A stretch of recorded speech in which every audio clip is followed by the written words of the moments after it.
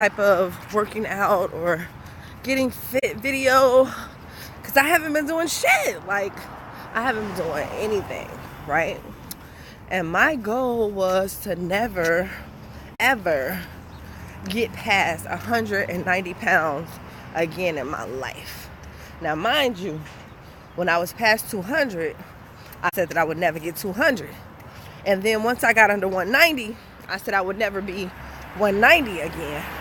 And my weight has fluctuated between 150 and 180.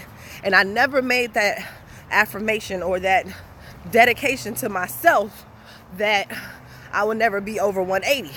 So last week, I get on the scale and the scale says 189.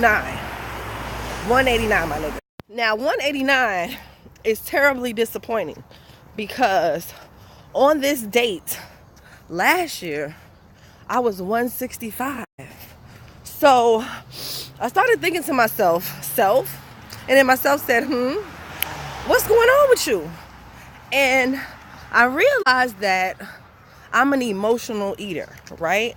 I eat when something's going on in my life, whether it be good or bad. Like, I really like fancy restaurants. So, for some reason, fancy restaurants is like a clutch. I know it may sound crazy to y'all. Y'all might not understand what I'm saying, but it makes me feel good. Like, and I don't know why that is because I've always eaten, at nice places. So it's not like I'm trying to compensate for something, but I think that, I don't know why I do that.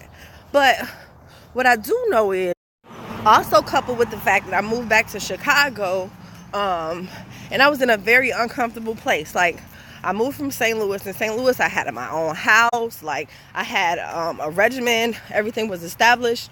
And then once I moved to Chicago, the house that I was supposed to get fell through. So me and the girls had to move into this little bitty ass apartment. So we went from a 4-bedroom house to a 2-bedroom apartment.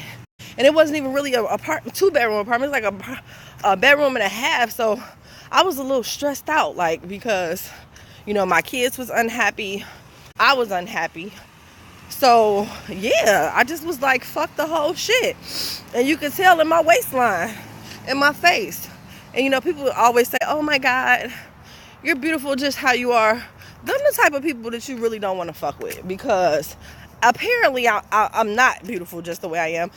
Because being overweight, it affects your whole life. Like, I don't think people understand that. Like, it affects the way people perceive you. It affects business transactions. It affects personal relationships. It affects self-esteem. You're not as confident to do the things that you would normally do or that you would want to do. And I'm not knocking the bigger girls who are, confident in who they are. And I'm still confident, don't get me wrong. Forget these 2 nails. But, it's just not for me. You know what I mean? And I'm not trying to be like super skinny or nothing like that. I just really want to be fit.